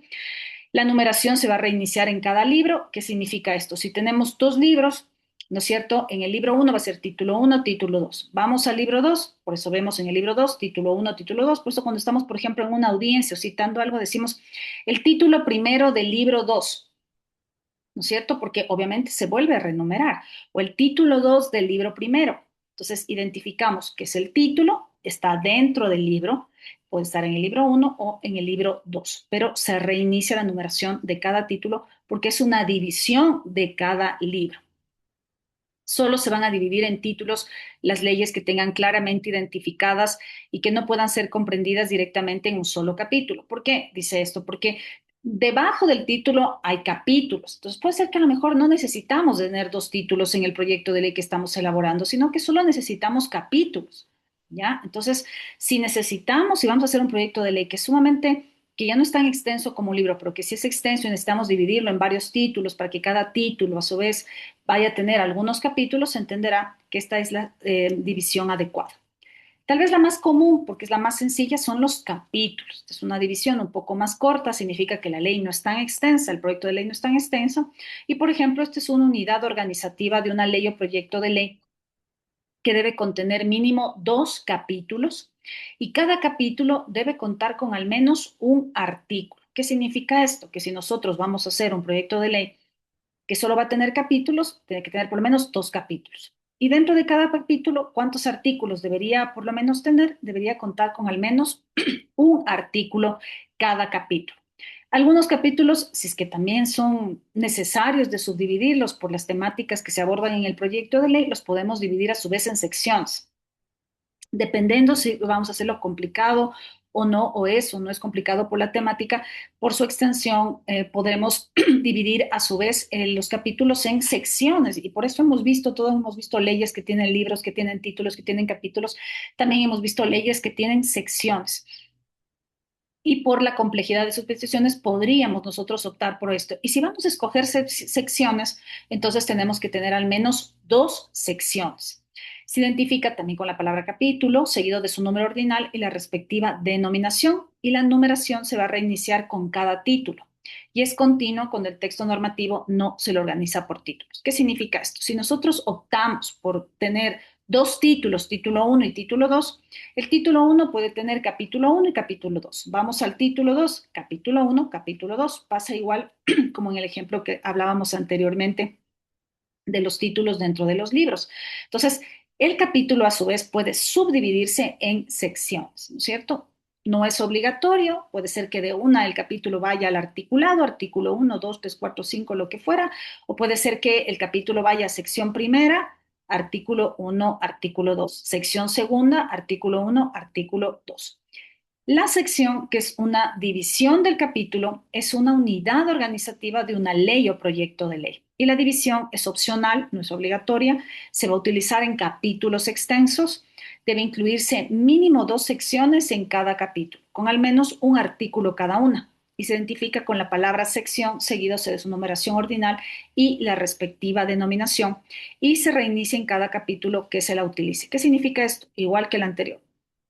Lo que nosotros vamos a ver ya con ejemplos y todo esto, sino que como les digo, el tiempo es demasiado corto. Nosotros lo que tenemos que hacer es que considerar primero de qué vamos a hacer el proyecto de ley. Si nosotros vamos a hacer un proyecto de ley complicado, complejo, realmente no les es imposible que alcancen a hacer para el tema del trabajo autónomo algo demasiado complicado por el corto tiempo que tienen. Debería ser un trabajo sencillo que considere, por ejemplo, por lo menos desde títulos. Un trabajo que tenga dos títulos, que cada título tenga dos capítulos y que cada capítulo tenga dos artículos. No necesariamente estoy esperando que cada capítulo llegue a secciones porque tendría que ser una idea un poco em, sumamente bien analizada, sumamente bien profunda. También podría aceptar que empiecen desde capítulos, si es que quieren a su vez hacer secciones, no tendría problema. Lo importante es que vayan pensando, dado que ya toca en poco tiempo presentar el trabajo, pues justamente es la temática respecto de la cual ustedes quisieran hacer este trabajo autónomo. Cómo lo quieren abordar. La redacción de los artículos realmente no es difícil, es el tema de tener claridad cómo vamos a enfrentar el problema para el que nosotros hemos visto que la ley es la solución. Entonces, podemos tomar como referencia, podemos hacer una ley reformatoria, tomar las leyes que ya existen y hacer una ley reformatoria también, no hay problema. Puede ser una nueva ley, todo dependerá justamente de las afinidades que nosotros tenemos y que seguramente en el campo en el que nosotros nos desenvolvemos nos gustaría, por ejemplo, si soy ambientalista, a lo mejor diría, yo quisiera hacer una ley para garantizar y proteger de mejor forma los derechos de los animales. Otro puede ser, yo creo que yo soy una experta en tal área y me gustaría hacer de esta materia. Bueno, todo dependerá del área de conocimiento, experticia de cada cual para que les pueda resultar fácil o sencillo hacer determinado tema. Y finalmente, la última división que también existe en nuestra legislación y que no es tan común, pero que sí existe, son los parágrafos. Es unidad organizativa de una ley o proyecto de ley. La división en parágrafos es opcional y se utilizará en las secciones extensas. Cada sección debe contener mínimo 2 parágrafos, con al menos un artículo cada uno. Se identifica con la palabra parágrafo, seguido de su numeración ordinal y su denominación, y se realiza en cada sección que se utilice. Yo les quiero poner un ejemplo que no es ley, que sí es reglamento, donde van a encontrar justamente esta subdivisión hasta parágrafo, inclusive me parece también que hay subparágrafos, y es, por ejemplo, en el Reglamento General de la Ley Orgánica del Sistema Nacional de Contratación Pública. O sea, ahí vamos a encontrar todas estas divisiones a las que hemos hecho referencia. También la podemos encontrar, como les digo, en el Código Orgánico Administrativo, todas estas divisiones, empezando desde libros y todo esto, pero como ven, es mucho en atención a la temática. Como vamos a encontrar que la mayoría de las leyes a lo mejor tienen exclusivamente 2 títulos, y de los títulos exclusivamente 2 capítulos. Hay casos en que van solo al capítulo y de uno a los artículos. Todo depende de la complejidad del tema que se pretenda abordar con la ley. Y luego de que hemos visto cómo es esta estructura, que es como el esqueleto, se podría decir, de un proyecto de ley, este es el esqueleto. Mi esqueleto de mi proyecto de ley va a tener libros, mi esqueleto solo va a tener títulos, mi esqueleto solo va a tener capítulos, mi esqueleto va a tener secciones. No, yo también voy a necesitar parágrafos, no, yo también voy a necesitar subparágrafos. Entonces, todo esto depende de que nosotros tengamos claridad de hacia dónde apuntamos con nuestra iniciativa legislativa y la extensión de la misma, obviamente. Entonces, este esqueleto lo dejamos a un lado y nos vamos ahora al contenido del esqueleto. ¿Y cuál es el contenido del esqueleto? Se denomina unidad normativa. Entonces, ahí decimos el proyecto de ley está organizado por artículos y por párrafos. Bueno, lo dice así el reglamento, pero comúnmente nosotros también utilizamos la palabra incisos. Entonces, entonces, el proyecto de ley, este esqueleto lo vamos a llenar con unidades normativas. Y estas unidades normativas son justamente los artículos. Solo dame un minuto, quiero verificar el tiempo de que no me esté pasando. Tal vez alguien me puede decir la hora, estimados y estimados alumnos, porque si no me toca bajar la presentación. 10:17, maestra. Ah, ya, gracias. Entonces, perfecto. Gracias. Entonces, vamos ahora al contenido del esqueleto. Y el contenido del esqueleto son los artículos, ¿ya? ¿Qué es el artículo? Que todos nosotros como abogados, pues obviamente todos los días estamos relacionados con los artículos. El artículo, en cambio, es la unidad normativa y fundamental de la ley o proyecto de ley. O sea, no nos sirve de nada tener un esqueleto sin contenido. Necesitamos los artículos. Entonces, ¿cómo se identifican los artículos? Todos sabemos el artículo. Esto es muy común para nosotros, seguido por el número correspondiente, artículo 1, 2, 3, 4, 5, 6, 7, el signo, punto y guión, el título que refleja su contenido y que permita su fácil identificación. Sí vamos a encontrar en nuestra legislación artículos que van sin denominación y que nos toca leer todo el texto para saber de qué se trata. La buena técnica legislativa tiene que tener, dice que tenemos que tener justamente una identificación de ese artículo. Si decimos artículo 1, ámbito de aplicación, sabemos a qué se aplica esa ley. Entonces, decimos, porque a lo mejor de la denominación del título, como le digo, de las leyes, nosotros pensamos que es para una cosa. Entonces, para verificar, vamos al ámbito de aplicación, vamos al objeto de la ley. Entonces, buscamos en el articulado, obviamente va a estar en el primero o segundo artículo, el objeto ámbito de aplicación de la ley, y vamos a saber de qué se trata. Pero si bajamos el articulado y estamos buscando algo en particular y no tiene denominación ese artículo, nos va a tocar leerlos todos. Entonces, eso vuelve complicado, obviamente, la claridad dentro del texto. Entonces, tiene que estar denominado el artículo. Los artículos no deben ser excesivamente largos y deben estructurarse en párrafos. Como les digo, el reglamento utiliza la palabra párrafos, también son incisos.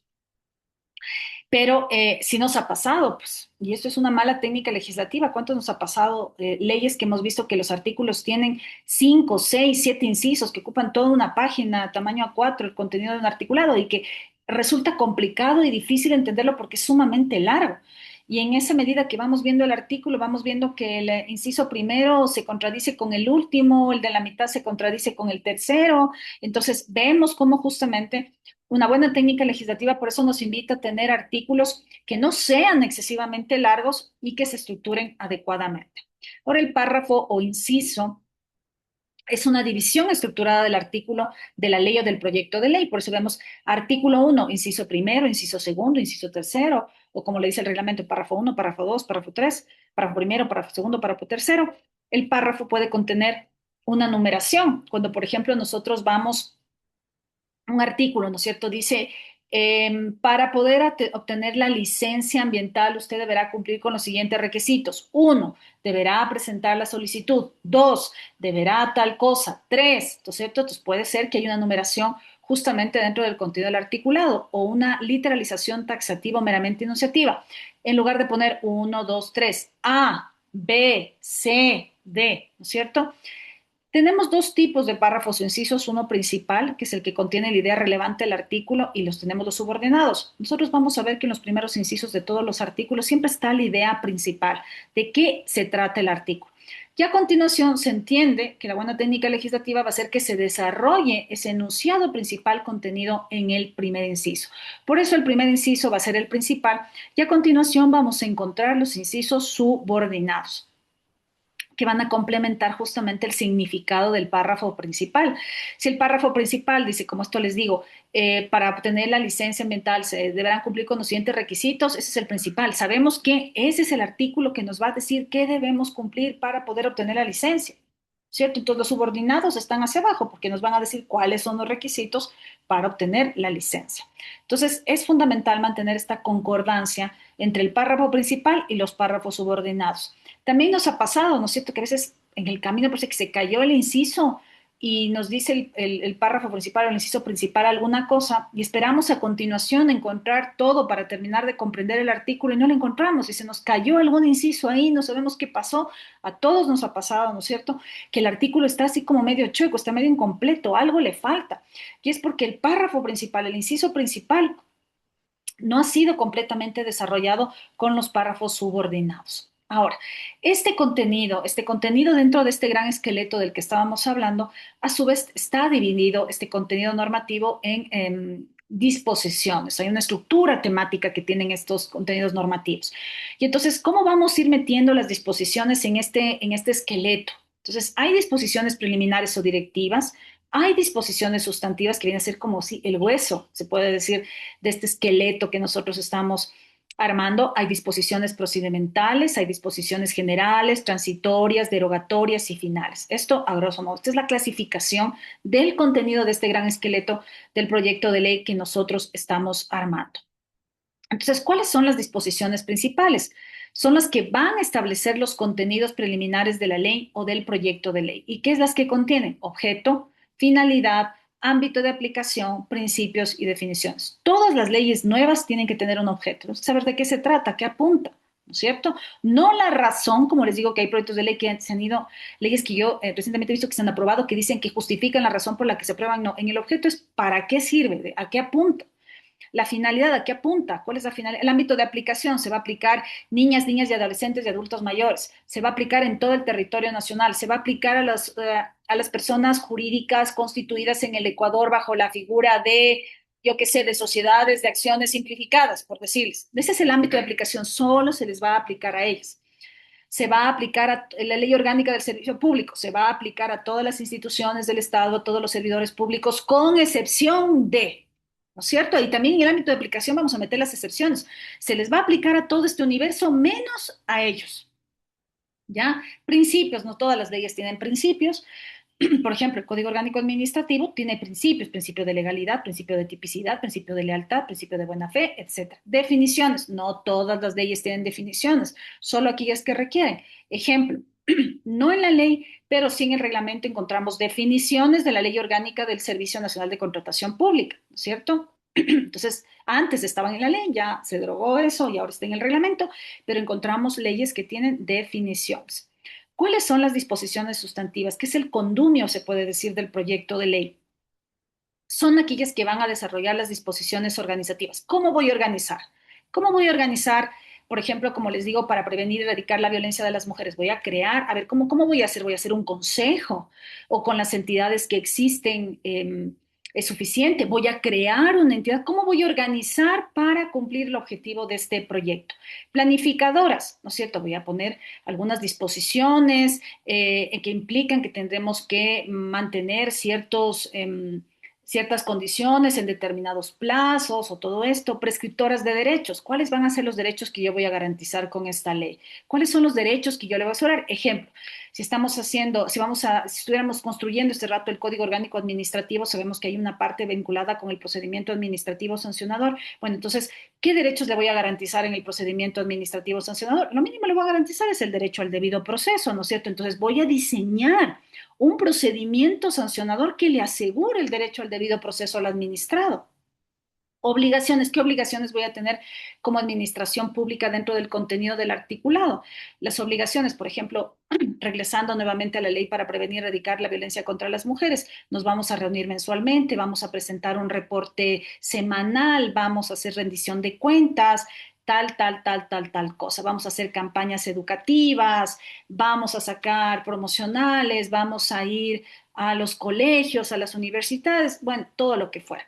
Prohibiciones. ¿Cuáles son las prohibiciones? Por ejemplo, vámonos a la Ley Orgánica de Servicio Público. Está prohibido al funcionario público tal cosa so pena de incurrir en causal de destitución. ¿No es cierto? Ahí están las prohibiciones. No todas las leyes tienen prohibiciones, algunas sí tienen prohibiciones. ¿Y qué pasa si usted incurre en una prohibición? Tiene una consecuencia jurídica. Entonces usted no puede meter un artículo que hable de prohibiciones si no le va a poner una consecuencia. ¿No es cierto? Si usted pone que el servidor público, ejemplo, no puede venir en estado etílico, ¿cuál es la consecuencia jurídica? Usted le va a atar a eso una falta grave, ¿no es cierto? Va a decir, los servidores públicos que incurran en las faltas graves, perdón, en las prohibiciones previstas en el artículo tal, incurren en una falta grave. Esta falta grave será sancionada con destitución.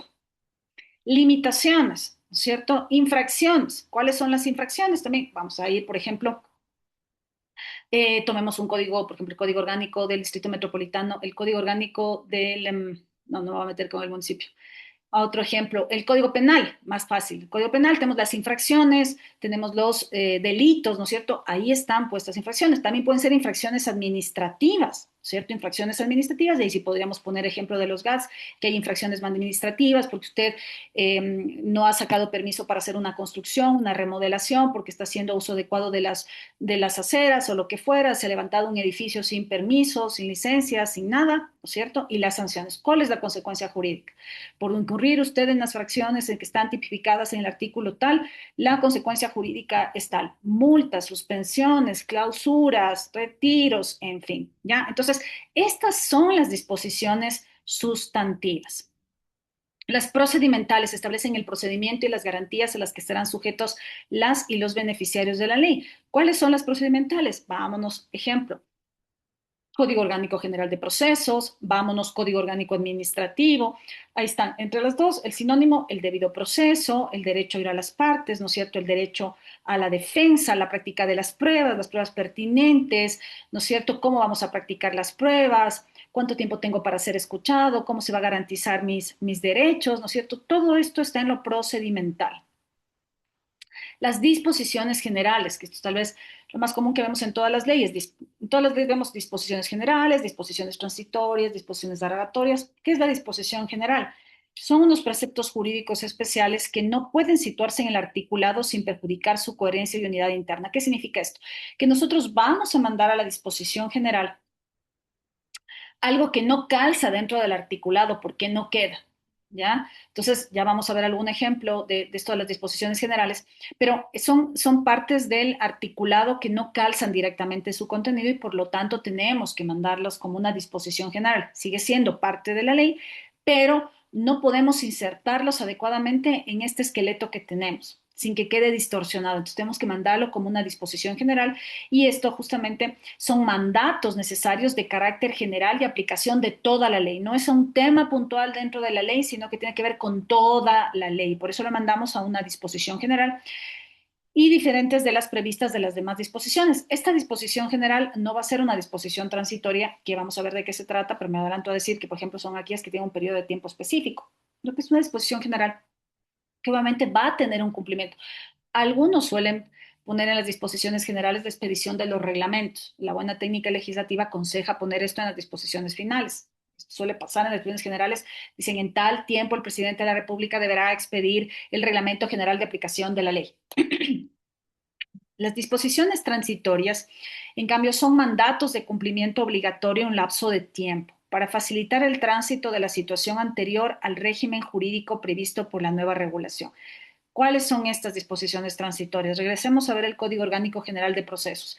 ¿Qué decía el Código Orgánico General de Procesos cuando recién se expidió? Cuando recién se expidió el Código Orgánico General de Procesos, o mejor dicho, entró en vigencia, decía, aquellos procesos que hubieran empezado a tramitarse de conformidad con el Código de Procedimiento Civil continuarán sustanciándose hasta, me parece que es hasta la expedición de la sentencia, alguna cosa así. Entonces, esa es una transitoria, porque todos aquellos procesos que empezaron bajo el amparo de otra legislación deben continuar sustanciándose bajo el amparo de otra legislación hasta que concluya. Ya, esa es una disposición transitoria. Hay otras personas que raramente incluyen en las transitorias la expedición del reglamento, porque como les dan un tiempo al presidente de la República, asumen que eso es lo transitorio. No, lo transitorio es que nosotros estamos apalancando un régimen legal que ya no debería seguirse aplicando por razones de garantías de derechos. Por ejemplo, esto que les digo de aquellos procesos sustanciados en su momento por el Código de Procedimiento Civil seguirán sustanciándose hasta tal cosa. Denme un minuto en el chat. La vacatio legis va en las disposiciones finales. Va en las disposiciones finales la vacatio legis. Por ejemplo, el Código Orgánico Administrativo tenía una vacatio legis, ustedes recordarán. Muchas gracias por ese ejemplo, estimada colega. Y entonces, como les decía, estas son las disposiciones transitorias.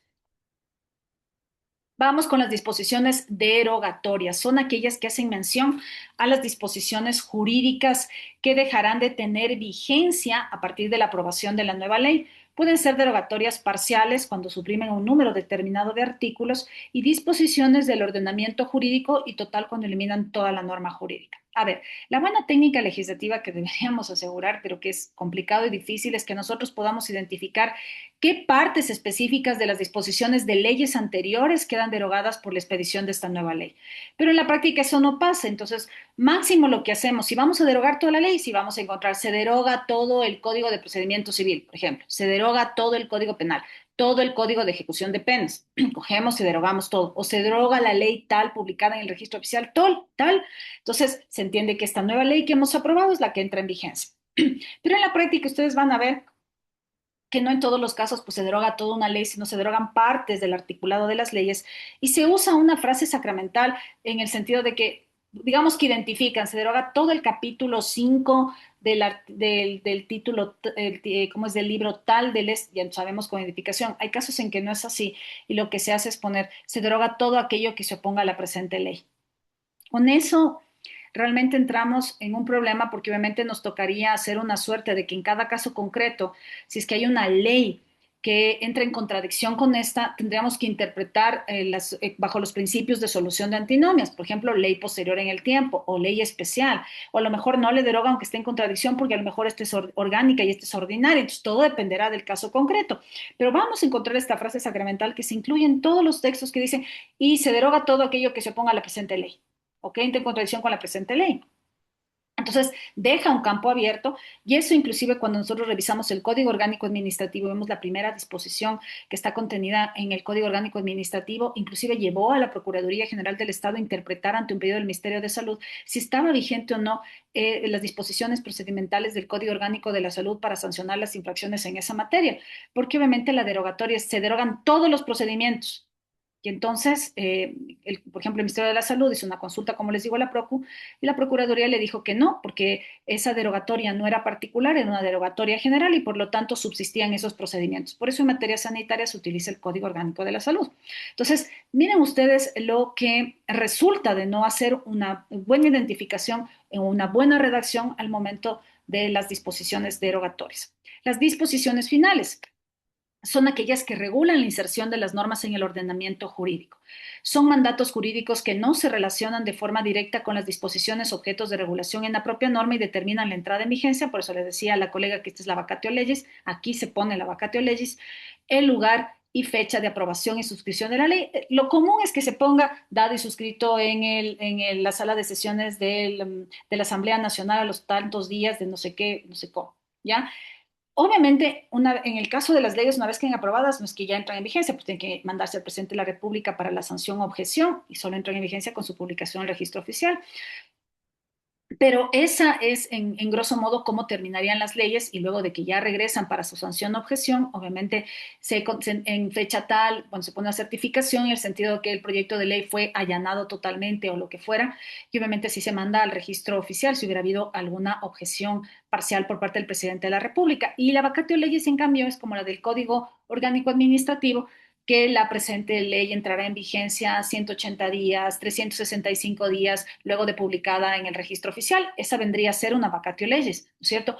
Queda suspendida en el tiempo la entrada en vigencia de la ley hasta que se superen los plazos. ¿Y por qué se hace esto de la vacatio legis? Porque hay veces que hay leyes que tienen que entrar en vigencia cuando se den ciertas condiciones. Y por ejemplo, en el caso del Código Orgánico Administrativo, la condición era que los servidores públicos conozcan pues justamente de qué se trataba la misma. Para ir terminando en esta parte, y me avisan si ya son las 10:30, no sé si creo que tienen dispuesto otra clase también, me avisan cuando ya sea, por favor, para cortar. Ya son las Eh, 10:30, maestra. de ahí con esto acabamos y la próxima clase vamos a ver más a profundidad, pero por lo menos con este pantallazo para que puedan hacer algo del trabajo y más materiales, les voy a colgar en los anuncios docentes. Les ofrezco disculpas, alumnos, si no hemos abundado con la profundidad que me hubiera encantado, pero es muy corto el tiempo. Pero bueno, vamos al tema del lenguaje y vamos a ver cómo en la redacción de los proyectos de ley los textos se observan las siguientes reglas. Aquí les dejo algunos problemas que se encuentran en el uso del lenguaje en la redacción de las leyes. No necesariamente esto van a terminar incluyéndolos en sus proyectos para los trabajos experimentales o el trabajo autónomo. Tal vez en el trabajo experimental sí le recomiendo leer más a profundidad esto, con más detenimiento, porque sí he incluido en el trabajo algunos temas de errores ortográficos, ubicaciones de las normas y todo. No es un trabajo difícil de hacerlo, porque también he considerado el poco tiempo que tenemos para poderles explicar adecuadamente, pero les voy a dejar esto colgado en la página, en la parte de anuncios docentes y este el trabajo. Les voy a dejar todas las herramientas que les permita hacer adecuadamente este trabajo, estimadas y estimados alumnos. No sé si tienen alguna pregunta, estimadas y estimados alumnos. Veamos. Maestra, generalmente los docentes nos suelen poner un video chiquito respecto de cómo Ah, debemos hacer el trabajo. Entonces, ¿para qué, por favor, esa recomendación? sí está, estimada alumna. Está en Gracias. la plataforma, sí está el video. Eso ya Ujú. está desde que creo que crearon ya esta materia en la plataforma, está ya colgada, como nos pidió la universidad hace un mes atrás o un mes y medio por lo menos. Ustedes pueden ver en la plataforma el video, estimadas y estimados alumnos, ahí está mucho mejor explicado y le agradezco, colega, porque justamente esta es una de las herramientas que nos ha pedido la facultad que lo colguemos para que puedan hacer de mejor manera sus tareas. ¿Alguna otra inquietud, estimadas y estimados alumnos? ¿No? Bueno, ha sido para mí un gusto esta clase, haber comenzado con ustedes. Cualquier inquietud, pues ahí está justo en la sala de anuncios docentes. No sé si ustedes pueden escribir algo ahí o no, pero en todo caso, bueno, el doctor Uchoari me informará cualquier cosa. Como les digo, les dejo este material, les dejo las dos presentaciones a las que me he referido. Está la explicación del video en la plataforma. Está toda la información colgada para que ustedes puedan revisar. Silvia. estimada doctora, dos cositas. La primera, generalmente los profesores cuelgan el teléfono personal en la plataforma un poco para estar coordinadas con la coordinadora del paralelo que soy yo, porque a veces los compañeros pueden tener alguna pregunta, alguna circunstancia que no esté clara y con el ánimo de estar comunicados a través de la profesora y en este caso mi persona. Eso le rogaría para yo poder acceder a su celular y en segundo lugar, respecto del trabajo, están asimismo ya las directrices determinadas. Eventualmente, por alguna circunstancia, si es que algún compañero tuviera alguna dificultad, la comunicación sería directamente con usted o con el doctor Uchuari. O sea, sí me ha pasado que el doctor, bueno, en las otras materias que doy en la universidad, es el coordinador el que me dice que tal persona, por razón que deberá estar justificada por el doctor, obviamente no pudo presentar a tiempo el trabajo. Entonces, el doctor Ochoa me informará si alguno de ustedes tiene algún inconveniente, yo qué sé, personal, académico, de salud, lo que fuera. Yo no tengo en eso, yo no tengo problema, estimadas y estimados alumnos. Y doctora, Gracias. con todo de Y una la vez, final, con todo de una vez le doy el teléfono porque me parece mucho más fácil decirlo de una vez, 098-723-1058. Entonces, Silvia, cualquier cosa me escribe a ese teléfono. doctora. Y finalmente el video de su clase se lo sube inmediatamente porque hay compañeros que de pronto no pudieron asistir o inclusive para poder fijar bien la materia en nuestra mente lo podemos volver a reproducir para que por favor lo suba lo más inmediatamente que le sea posible. Claro, no, eso siempre hago, estimada Silvia. Como le digo, todo lo que usted me ha manifestado es lo que ya he venido haciendo en todas las clases y igual en las otras materias en las que doy en la universidad. Entonces, Gracias, maestra. con mucho gusto estoy para servirles cualquier inquietud. Quedo a las órdenes de lo que pudieran necesitar y como les digo, todos los materiales que necesitan para poder hacer el primer trabajo que ya está colgado en la plataforma, pues está ahí.